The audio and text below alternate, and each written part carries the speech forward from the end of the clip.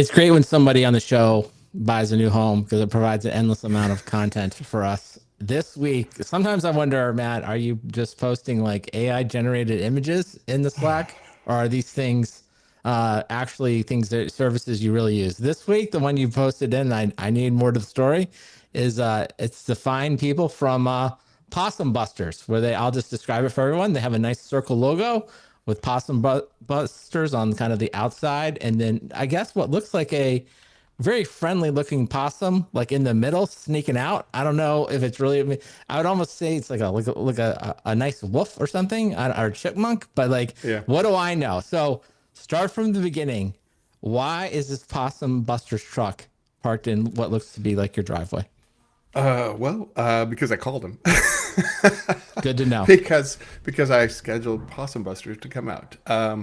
So our house was empty for about 8 months before we moved in. The like long story about probate court and stuff, but they had to get title cleared out. So the house was kind of just empty, and there was minimal yard work done, and nobody was really paying attention to what got into the inner workings of it. And so at some point, a possum, an Australian possum, apparently a brush possum, not to be confused with the ringtail possum that we have here, moved in and decided that my attic was a proper place to make his mark, so to speak. And after it was mostly quiet for a while, but apparently he returned, or she returned recently, and we could hear something about the size of a cat, scraping around inside the attic and walls, and you have to do something about it. So we called Possum Busters.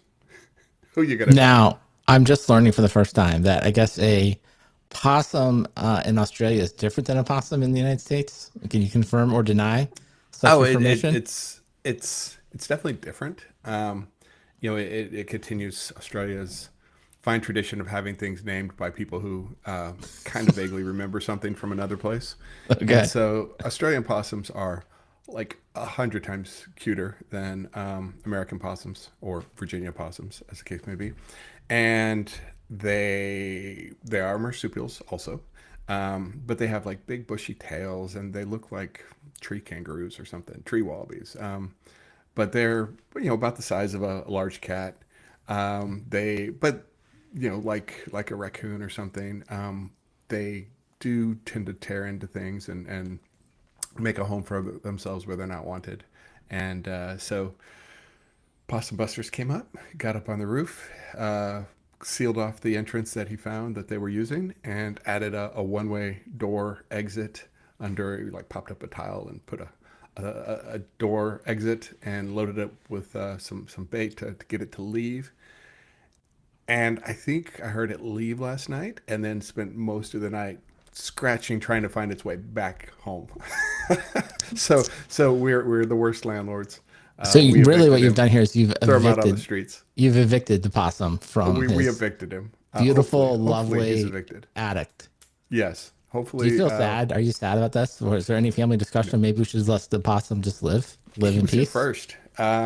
I mean, yeah, he does kind of have squatters' rights. I don't know Well, what the laws are. You mentioned there was a lot of different laws in Australia. Maybe so. they are protected species, so the possum busters are licensed, so they either humanely capture them or ensure that they leave without hurting them. So his feelings were hurt, but he could find a new place to live. Like we live next to a big nature reserve. There's no predators. He'll be fine. I love it. Well, I'm reading my very brief reading here. It sounds like an Australian possum and a North American possum, or opossum as they refer to them, as they have nothing to do with each other. They're like Nope. completely different animals. It's kind of what you Nope. said before. It's like I don't know why. It probably does make sense. Like someone just showed up, is like looks like a possum. We'll just call it a possum. Like why would we come up with a new word? Yes. So Exactly. But they are. You know, now that I see some pictures, they are kind of like much cuter. So I could see why you Oh wouldn't yeah. want you. You can't. It's not like you just set a rat trap. That's what we do in my house. Set a rat trap, and you hear the snap. If you hear like the There's a rat snap, trap, and and you've then got a full size possum inside yeah, your yeah. rat Well, trap. that's He's how it like, is in our house. I this just have isn't this rat funny. trap set, and when the rat traps go off, it like obviously makes the big like the sound of it snapping, but then it usually like actually jumps in the air, and then it hits. Then you can hear it like hit on the thing, and you're always Yes. like, okay. I always tell my son like confirmed kill. Looks like we got one there, and then I go out there and they've eaten the peanut butter and made it out, and I was like, the rats. Rats. So Yes. well, I mean, I guess we do ads for anything. I mean, we're pretty much here to promote it. Like, do we give Possum Busters the thumbs up? Like, is this? Did you find them on Yelp? Maybe that's a good segue here. How did you actually find Possum Busters? Did you use Oh your good friend AI? Did you do a little no, Google no, search? no. Did you just ask a neighbor? There's just impeccable SEO, right? I mean, you've got possums in your roof, and you go and you Google that, and or any of the search engines, they all find the same thing. Like there are other companies that do it, but these guys locked up the name, man, and it's got a year warranty. So if they come back in a year, they'll come back for free. So it felt, and the reviews are all positive. So. Um, I mean, I guess I'm jumping ahead to my pick, but they're good. Well, what a need. Everybody knows now. If you're in Australia and you're looking to get rid of possums, remember Australian possums. You can call them. It would be great though if they had an influx of calls from the United States asking for help removal of possums. Although I don't think I've ever seen a possum in the United States, at least that I was like actually aware of. I mean, Well, maybe almost. I guess I would have almost definitely. I mean, I guess I must have seen one at some point, but like it doesn't seem like an animal I ever run into. funny thing is, a friend of my dad's actually volunteers for animal rescue, and his specialty is possums. So, when people get a possum stuck somewhere and it doesn't want to come out, he goes in and helps remove it. So. Um, Good group, the animal rescue people. They are humanely saving animals across Austin. He gave my dad some fine tips on dealing with raccoons. Um, so I got to tell the story. My parents live in a edge of Austin, semi-rural area that they had some new neighbors move in, and they were walking them, and the neighbors came in and said, "So, what do you feed your raccoons?" And my parents like, wait, What? what? You don't feed the raccoons. I said, well, the previous owners, they left a big bag of dog food, and every night about a dozen raccoons show up waiting to be fed. Yeah. Yeah. And they're like, well, if you stop feeding them, they're going to get pissed. And so, Yes, that's yes. for sure. Yeah. Yes. So they slowly tapered them off. And so the raccoons had to find new places to go to feed. And, so my parents living, a block away, ended up with an influx of new raccoons. And my dad took to trapping them under the guidance of his friend from Animal Rescue and became an expert on raccoon trapping and the laws around it. Apparently, if you trap a raccoon, you're not allowed to take it across county lines. So my parents live right on the county line. He had to take it further into town. So if you live in Sunset Valley in Austin, apologies. My dad's been releasing about 3 dozen raccoons behind the specs there onto the back of the Barton Greenbelt. That's where he goes to release raccoons. Wow, you've really added your father here. I mean, Sunset Valley. I mean, now people know. Now they know exactly who to contact because of the Yeah. So raccoons. so he's the raccoon remover of his neighborhood, and he takes them further into Austin instead of out of the county. That makes no sense to me. It seems like he should drive It's the the other law. way. He should You, drive you the can't other take them way. across county And lines.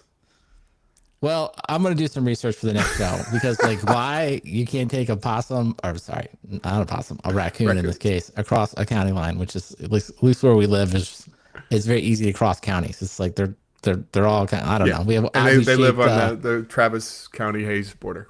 Yeah, so you just kind of there's a bunch of different border shit. So that's weird. Well, don't say we don't cover everything. So if you need help removing rodents, possums, raccoons, or anything, Matt Ray can handle you on multiple continents. So we'll look into next week. Maybe Coach has some tips on removing things from Europe. And then we'd have at least three major continents mostly covered. So, well, in other news, Matt, Oh unrelated yes. to possums, is OpenAI had its big dev day this week and announced all kinds of good new products. So I'm sure you've downloaded and used them all for hours. By that, I mean probably not. But I thought we could get your almost nearly blind reaction to many of them. Because we've been talking about this for a while. We've been talking about how will OpenAI make money? And I Yep. think this week they announced, I'm going to call it, roughly like 4 to 6 new products, depending on, how you want to count them, about in an attempt to actually make more money. So I thought maybe we kind of run through these and see if we believe any of these are the way forward. So let's start with the first one they kind of let off with. I'll call it apps in ChatGPT or applications in ChatGPT. So the Hmm. elevator pitch is this. Okay. You're in ChatGPT and you basically want an app to like do something, right? And so what they behind the scenes, it looks like they've implemented their own little protocol, but it's mostly based on MCP. So if you will, created an MCP enabled app and you've gotten the special sauce and you're now inside ChatGPT, you can essentially just ask ChatGPT to do that for you. So Yep. the idea that the example they gave was, I want to start a new company. And I think it was, I can't remember what it was, some kind of fictitious startup, like, whatever, renting An AI something. company. Yeah, some kind of like, I'm going to do dog walks or something like that. And so what they did is they basically asked it, like, okay, can you make me a poster or a graphic for this? And then I think that went out to Figma. And then Figma made the actual graphic, and then it eventually returns with the graphic. And from that, you can then interact with it. And then it went further and said, okay, now that I have the graphic, can you make me a pitch deck? And that went out to yet another application, right? And so, from their business point of view, it's sort of like they're sort of, if you will, putting themselves as the front end to all the Yeah. apps, right? That's kind of what they want. And that the idea that the apps then just become, these, if you will, client enabled MCP servers that return things to it.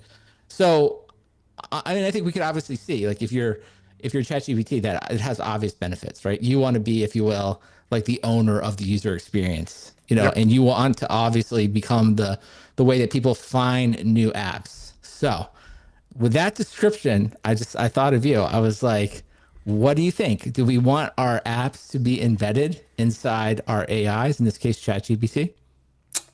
I mean, do you want a company that said, medical stuff isn't covered by privacy laws, and they can't be held liable for any sort of advice it gives?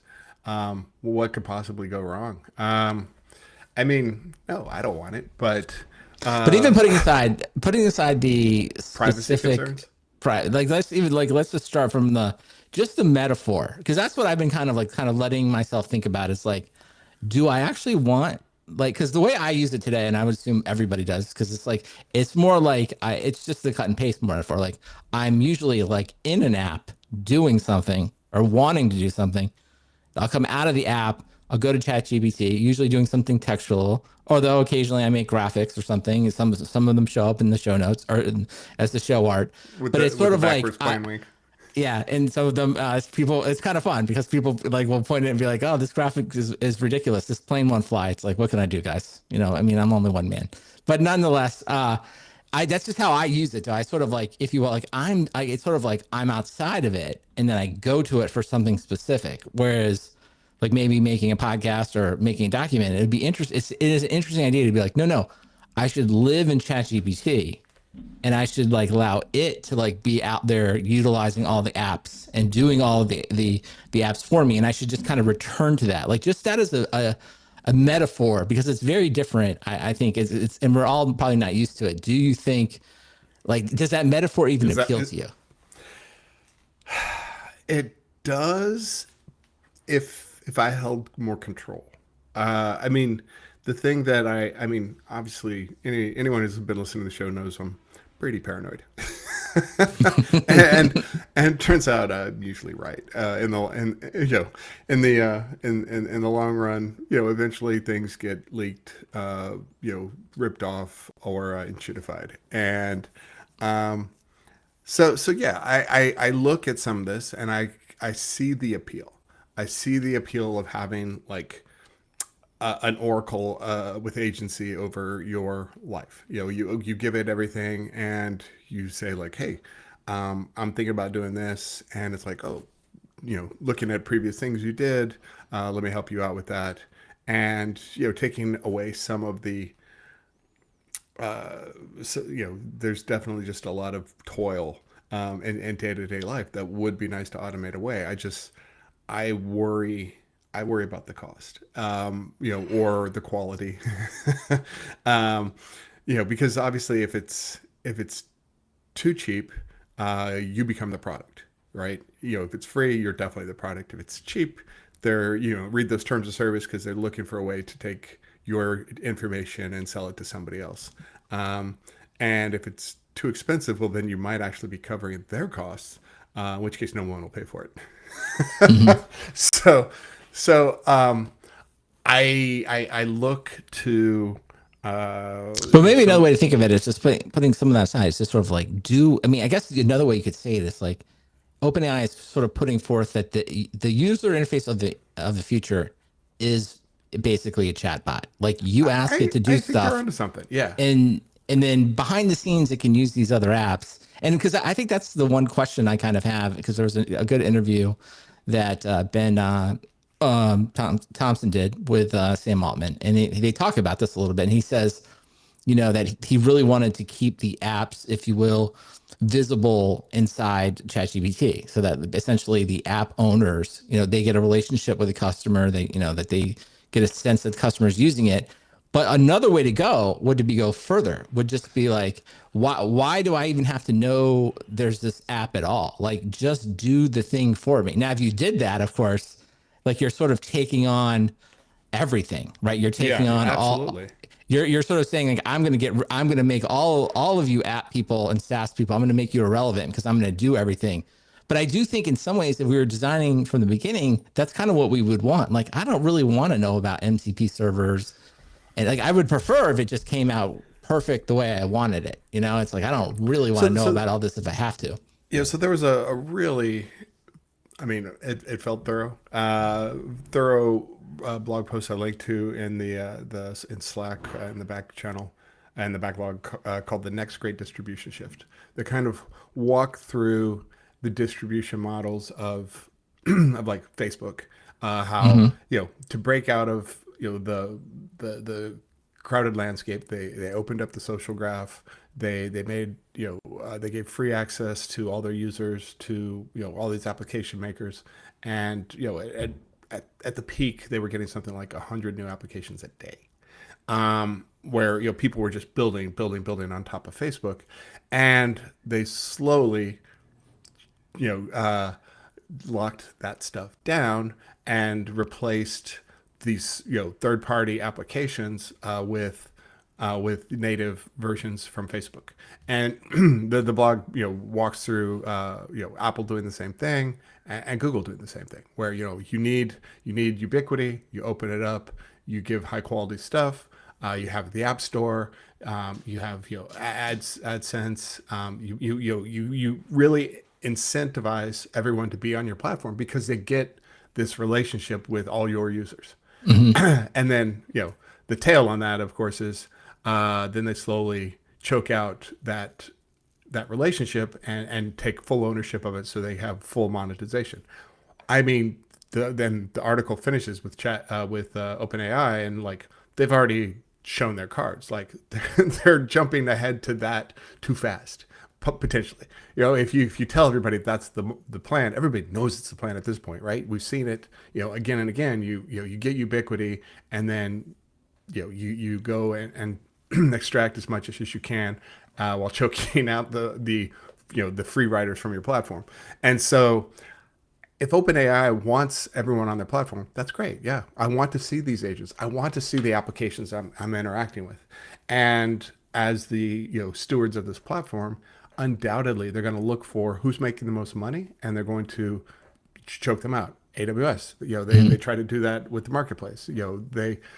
It's just a repeating pattern. And so for But do you think OpenAI, it's like just part of cap? Because you could go back further and just go to like retailers, like like grocery Yeah. stores like see Yeah. what's Private selling, and then labels. they Yeah. private label. Costco has Kirkland, and then like the list goes on and on, right? Somebody figures out like I mean, this is a little bit, I guess, of Ben Thompson aggregation theory. It's like once I can see what everyone's doing as well, Hmm. and and then I have the demand. I can offer a competing product, whether it be like like you said, the private label peanut butter, all the way up through like AWS offering a whole suite of database tools that compete, with a traditional database vendor. So I don't know, like I don't know if we should fault them for it, but I guess it's to your point though. I guess it's like buyer beware. I guess it would be partner It's always beware. buyer beware and partner beware, right? Yeah, so I guess it's a good question. And I guess the economist person would say something to the effect of like, well, if you're getting like basically access to customers you would have never had access to, Exactly. then you're almost forced to partner with or make your Yeah. application available. But And, it's and only and in the that case where it's like, if I put, it's only in the case of like, no, if I put my thing in there and my customers move over, the people that knew me directly, where I'm losing. So it's going to be a really interesting decision going forward for like each vendor. It's like, does it's like, I don't know, it reminds me like I don't know, it's kind of like maybe the newspaper model that gets, beat over the head a million times. It's like, well, we got to make our content free. Otherwise we're not in Google. But if you do that, eventually you lose, yeah. what I mean? Like you lose all Yep. differentiation. So, Yeah. so I don't know what would we advise. I don't know what the software defined talk advisory would say here. It's like I don't know. Would you put your app? Would you like put your layer on your MCP server and then implement this new API and put your app inside ChatGPT? Would you do it? I mean, you kind of have to. That's the point of the of the article. Is like they're calling this, the next distribution shift. Is this is how you will reach your users, Hmm. through some sort of AI interface. It's not going to be search. It's not going to be Right. direct marketing. It's going to be through their discovery, semi-organic, and which puts you at risk for being platformed by your provider. And I guess you don't have a choice. It's like, So, but I think the well, hope could be this, right? So maybe it's back to their example they give, like making the poster. I think it was with Figma, because the part, and maybe this is the key question going forward, is the limitation of this UI is like what I find, and I think what most people find with it today is like the AI tool, the coding tools, for example, they can get you so far, but at some point you kind of want to take control. And so maybe if you were like a Figma user, or it got you like a poster that's pretty good, but you just need to make two or three changes that are easier for you to actually make inside the application of Figma than it is to if you will ask AI to do it. So I think, and like images are the perfect example. Like I've done this. Like you get an image that's almost the way you want it, but you need to resize it or you need to like a different resolution. It's so much easier to download it and just do that in your favorite image program, right? Like you don't, and that way you still have this linkage to like, no, I still want the actual. I'm still paying, in my case, for Pixelmator because I still want full control mhm. once the AI is sort of like got it to its limitations. So that would be a case of where it's like it is actually working. I'm still going to pay for Pixelmator. I'm just going to like do less with it because AI got me further. Maybe that's a very optimistic take on I it. don't know. I mean, the point is like, would you know about Zynga if it wasn't for Facebook? No, Mhm. but now they're a But they're shadow. dead, Now right? they're dead, right? So would you rather have is it better to burn bright uh, leave a leave a anecdote for other followers, or what the alternative is? There isn't really a good alternative. It's just saying like this is going to chew up companies, and maybe that's part of the calculus of it being the next $1 trillion businesses. They're going to gobble up all their potential partners businesses too. Yeah, I mean, it would make sense. It would add to like the TAM, if you will, in the pitch deck. So I don't know. I guess with all these things, it's like it's an interesting idea. We'll just have to see how it works. I guess they did mention. I heard on that Ben Thompson interview, they talked a little bit about like remember GPTs. Remember like you can make your own GPT and like put it in their G. It's like I think that pretty much failed. Like, does anyone do that? Like, because they mentioned it, and I think Ben Thompson was like, yeah, it didn't work, and I think Sam was like, oh no, it kind of works in these other areas, but it's clearly not. It's not like the App Store revolution that they were hoping for. So I don't know. I mean, this is, if you will, like the next version of that. It's like well, here's a way to embed an app thing. And I don't know, maybe we'll all we'll just reject it. We'll be like, we don't want it. Like it's too annoying. We Right. want you out of our way. Or maybe there'll be some good ones there. So, all right. So we'll see on that one. The next big thing that they announced was Agent Kit. And I guess every time I encounter agents, like I understand the metaphor, but at the same time, I'm kind of like is anyone building agents? Because that's sort of kind of what they were saying, is that it's very hard to build agents today. And they spent some time showing that in, I guess, 8 minutes the developer built what was essentially like an agent, but I kind of think of it as just a chat bot that sit on their, if you will, conference website. And it was like, help me find the right topics or sessions to attend, right? And it's like, I don't even know. I'm like, to me, is that like, it's like a weird thing. It's like it feels like that's just search, right? Like yes, an agent can kind of like do better search, but it didn't feel like a very compelling demo. And this is just my whole thing with this age. I don't know. I don't know how to get my head around this. So their pitch was something along the lines of like, we're going to make it really easy to make agents, which I guess they kind of did demonstrate. But I was still left with like, I don't even know what agents I should want or what Yeah. to do with them. So I like, what is your take on agents? I mean, I I I appreciate the vision. I every time I look at these things, I just think, well, it's early days. There will be some usefulness, and obviously, this is an early step. We've got a long way to go if they think this is useful, and again, if they think that we're going to prop up a $2 trillion business off this kind of stuff, it's just not happening. But uh, yeah, I just think show me more toy demos that don't really get me that excited. They're counting on somebody to bail this out. They're like, well, hopefully our toy apps inspire people, and maybe I sound like a hater, and the early days of like the Apple, the iPhone demos, right, where they're like, oh, this, look, I've got an app and I can play Snake on my phone, and it's I guess they're hoping somebody's going to unlock a lot of value here because I'm not seeing it. Yeah.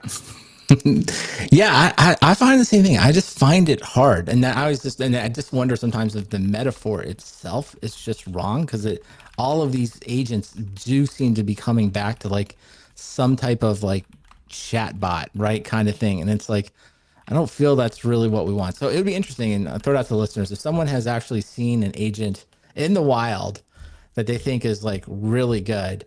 Let us know. But other than that, though, I do think to your point, it's sort of like, I mean, I understand where they're coming from. It's like, let's make it easier for people. But I do think you're right. The unstated part of that is like, well, if we make it easier for people, maybe someone else will come up with something really good. And maybe you can make the Because we iPhone, can't. but I guess it's kind of back to the iPhone argument. It's like, you introduce the iPhone, you introduce GPS, and it like launches Uber and it launches like Map, like all these apps that kind of weren't really possible before, but other people figured that out. Like Apple wasn't, they were probably demonstrating games, like you said. It was probably like, here's a notepad and here's a game, and no one was thinking about like these other things. So maybe it's out there. It's just we just can't see around that corner.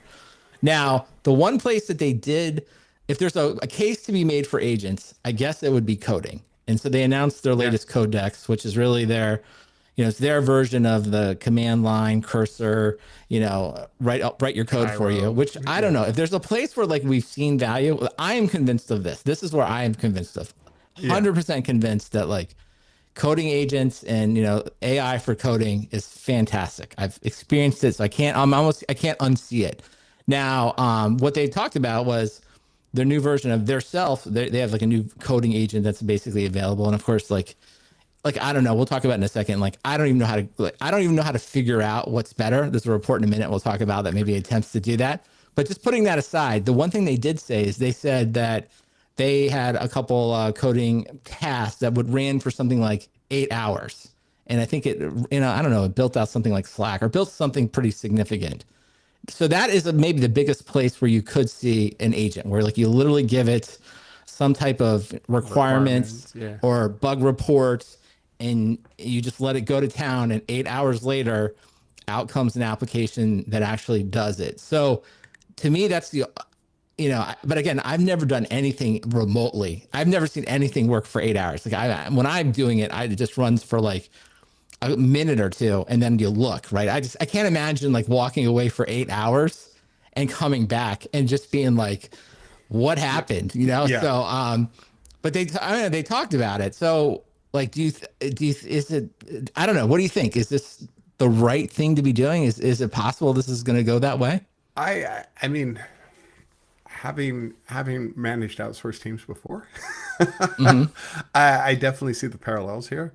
Um, there have been stories of how they keep having to adjust pricing on these sorts of offerings because uh, you know, $20, $100 a month is sounds reasonable, and then there's some user who's doing exactly what you're saying, kicking off, oh, I need this and this done, and I'll check back in 8 hours, and they're costing OpenAI 50,000 a month, which means like well, what do? Do you throttle those power users? Well, you end up throttling everybody, and then you have a service that's less appealing, which continues to dig the hole. So um, I think there's a lot of value here.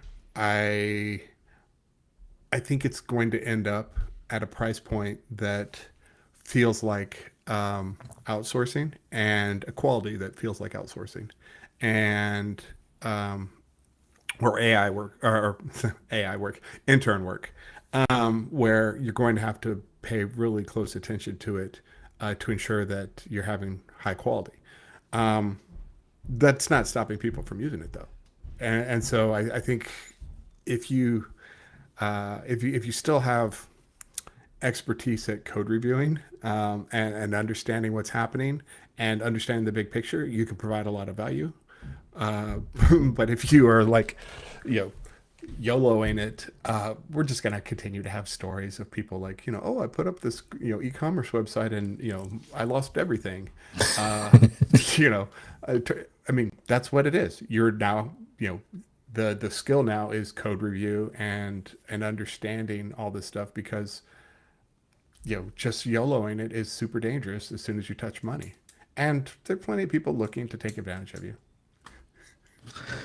Yeah, that all makes sense. I just kind of come back to like assuming a couple things you can assume. It's like, well, if it does complete the task in 8 hours, we could say like computing's only going to get faster in the future. So maybe in 5 or 10 years, that task only takes a few minutes. That would be pretty amazing, right? Like if it could do all of that. So that would be kind of interesting. But there is, I guess, to your point around if, and I guess, in some ways this reminds me of like the low code trap, right? Where it's like the low code tools can often like, you can kind of build something that does what you want, but then you hit a wall where like you just can't get it to do the final few things. And you're almost like, I got to start over, right? I can't really just take this code and, you know what I mean? It's like the tool, Yeah. everything is, and that's kind of what I wonder about, like something that's gone for 8 hours. Cause at the end, if it doesn't do what you want, okay, then you can go back and forth with it and see if it can do it. But then there's just maybe some point where you're like, I got to get involved there. But if this thing is coded for 8 hours as a computer, like what is that in human time? Like that's like many weeks. You know what I mean? Like that's Hmm. probably of like knowledge that you'd have But to like that's understand to like go back in. And it's like, it's like, have you done yourself any favor by like creating this thing that maybe it took like, I don't know, maybe it took a month of person time to build. And now you got to go back and like try to learn it to then fix it versus like doing it kind of like the way and again, where you do like small, where I think it does work today is like you do like you're riding shotgun the whole time. Like it's doing something for a minute or two. It's very in a localized area. You're watching, you're learning what it's doing. Maybe it's teaching you what it's doing, but you're still like you're seeing it all happen, right? And yeah. you're actively learning about what the thing has been doing. So at the end, you can fix this stuff, right? Or you can do something different versus like, it's like when you come onto a new project and someone's like, fix this bug, and it's like, okay, before that, I got to like understand the entire system. Like, I don't even know Exactly. I can't start in this file. I have no idea what this thing is. Like, how does logging work? You don't even know Hmm. anything, right? Right.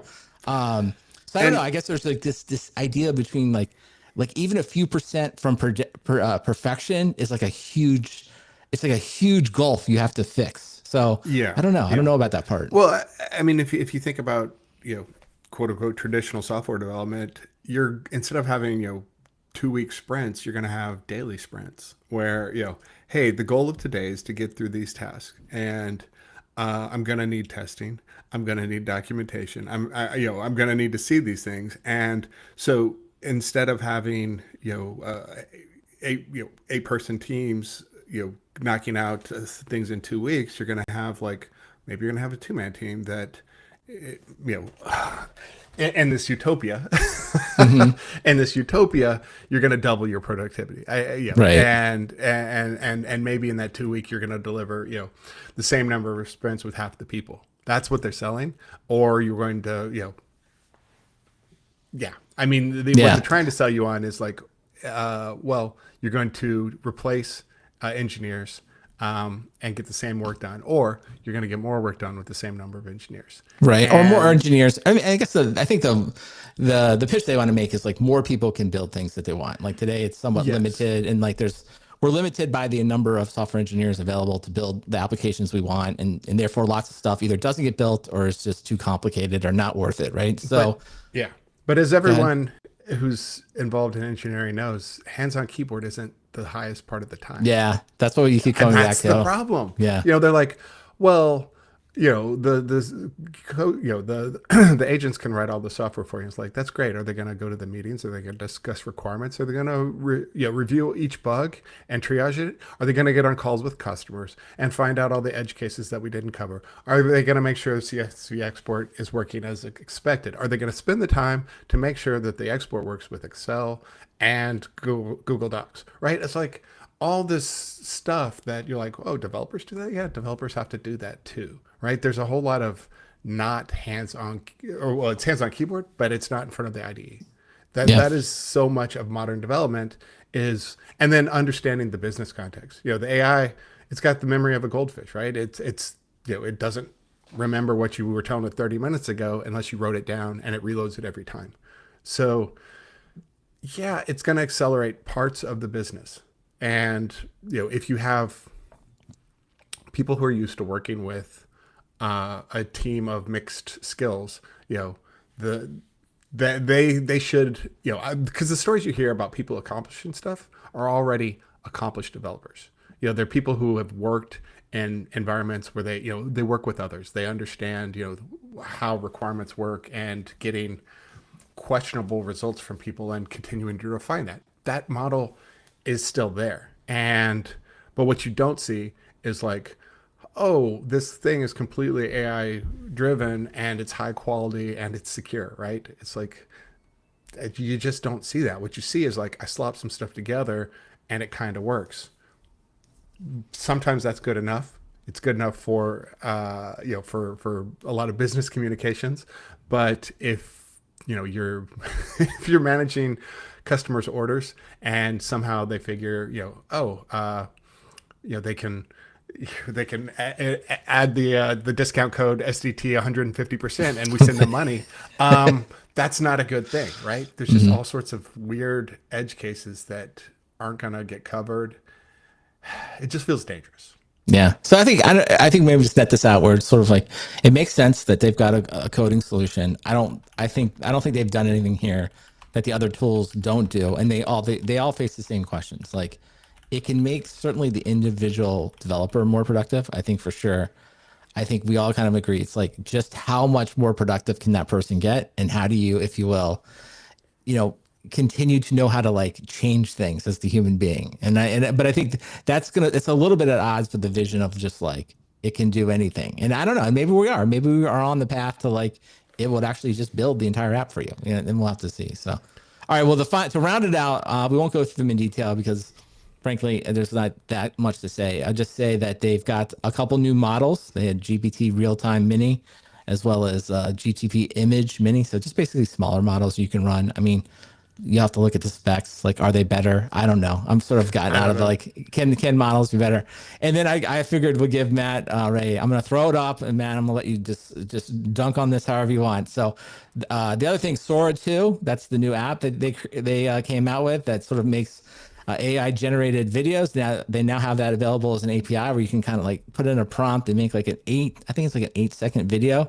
Of course, if you're using the Sora app, you can go out there and like see this, I don't know, all kinds of crazy stuff. So Matt, As if I didn't know what the answer was. What is your thoughts on the AI generated videos? It's sort of like TikTok, but everything's AI generated. What are your thoughts on this? I also got to say, like, I believe, correct me if I'm wrong, I doubt you've tried it, but go ahead. That is correct. I have not tried it. I've seen the output, um, and it's horrifying. I mean, not to put too fine a point on it, but I find it pretty disgusting. When you see all of the, so essentially, you can use dead people without fear of copyright or trademark or whatever. And so you're seeing, Michael Jackson and Tupac and And you see a lot of copyrighted characters and stuff. I mean, yeah, you see everything, copyright. Yeah, SpongeBob and like, you see stuff. all sorts of stuff, and um, they don't usually come across as particularly witty as much as crass. They're like, look what I can make, Kurt Cobain do, or I can make this person bark like a dog, and or I can make Sam Altman, shoplift from a Best Buy.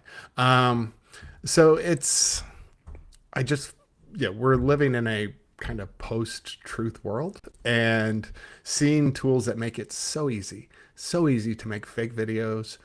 Well, you moved it all by the pitch. So like, well, you kind of know it. If you're in Sora, like everything is fake. There is no real image. I mean, Sure, and it's like and, it's and like they're watching already, a cartoon world, if you will. It's like everything's but fake. there are already lots of tools available to remove the Sora trademarks or Mhm. watermarks. So these videos are, fleeing Well, the but I guess home. another part of it, I mean, maybe this is more for like the younger generation. I just feel like at this point, like anytime you see a video of anything, you have to just like your default should Right, be like it's fake, right? Like, right. do not. So I don't know. I mean, I think that's just So the world you so have to yeah, live in. everything you see is fake, Mhm. and Well, at least you have to start that way. I mean, you can kind of like be like don't start with your guard up, right? Don't but most people don't. Most people Mhm. don't. Well, I think that's changing That's though. what I think that's scares me. good. Like I think that is just literally has to change. Like you just, I mean, I know, but most you people know. don't. Mhm. Most people don't. Most people think, I mean, Well, look at what the about world like we're trying living to in. put more like because I'm trying to be more reserved and having any my personally having any strong takes. It's like okay, it's But just what's the like use for it? it's What well, is I just look useful at it about it? like it's entertainment. It's just like it's TikTok. It is literally just like TikTok, but it's with and it makes it and I think the appeal is that you can just make the video with a prompt. You don't actually have to Yeah, like do any editing and create a script. And, it does it for you. So that part, I mean, I guess it's like again, we can always be sad about where we are, but it is like a form of entertainment. Like, I mean, I guess maybe the thing we've learned is like, who knows what people are going to be entertained by?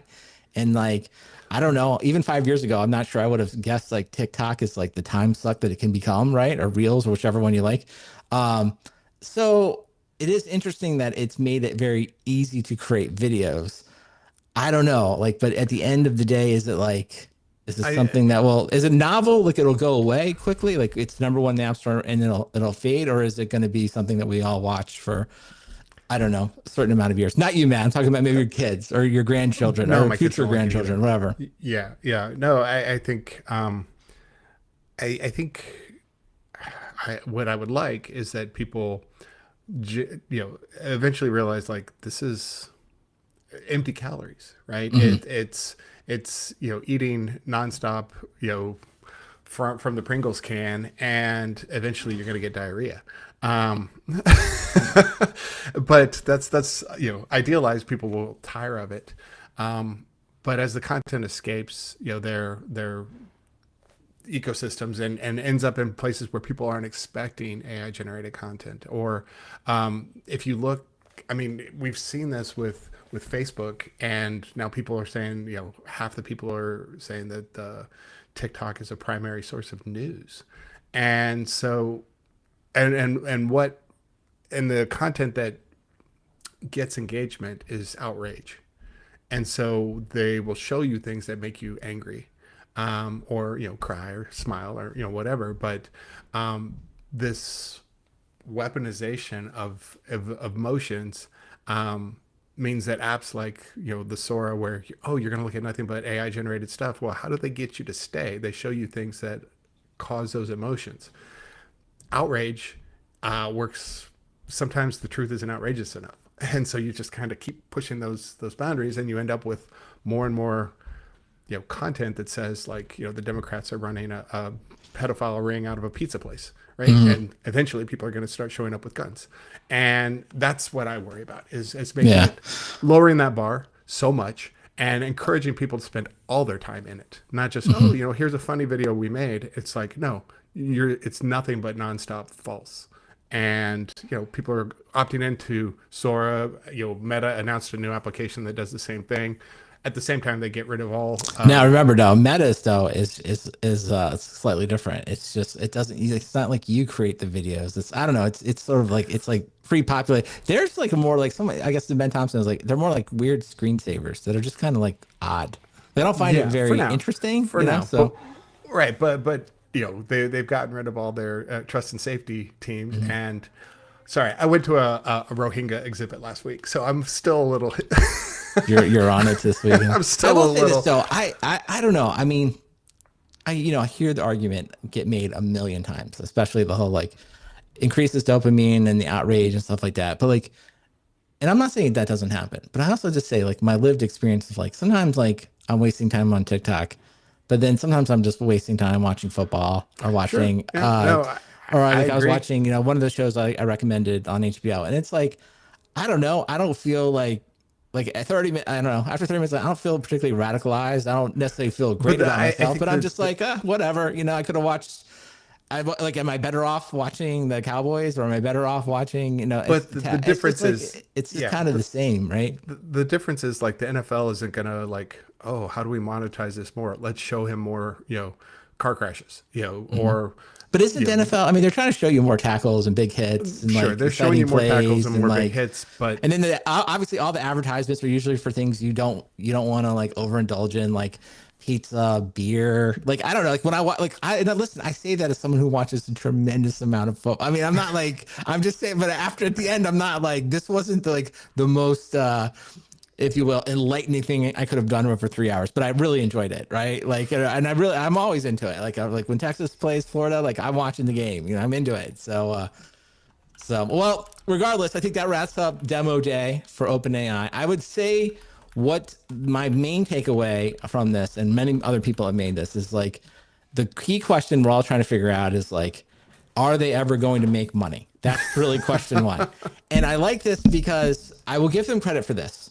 Like, I think they are just doing what I call is like, why not do everything, right? They have Sora, which is straight up whatever you call it, social media consumer app. They got Agent Kit, which would be some kind of enterprise focused thing.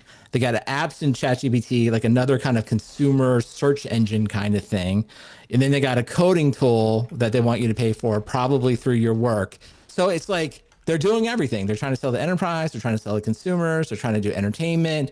He mentioned on the interview with Ben Thompson that you know, that they hired this new person in charge of products, that they're investigating some type of advertising and affiliate links. So it's like, for all of us, I guess the question is just ultimately, does any of this make money? I think that's where we well, does it we even make ultimately have to money? end.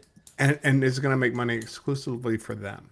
Because that's the thing. I don't see any walls here. I don't see any moats. Like, oh yeah, put everything into ChatGPT, and we'll become your one stop shop. Is like, yeah, I've been there, done that. I don't really want to, and I'd rather give it to if they ever get their shit together, Apple, somebody who at least says they care about privacy a little more. Um, but everybody knows this is the playbook, right? There's I do, but I think on the playbook part, I think all those questions are valid. But but I do think the more fundamental question is like, can anyone make money and be profitable, right? And I think that's still an open question. Even after all the things they introduced today, I'm like, I don't know, is any of this going to pay for all of this infrastructure because it's getting expensive. So we'll see.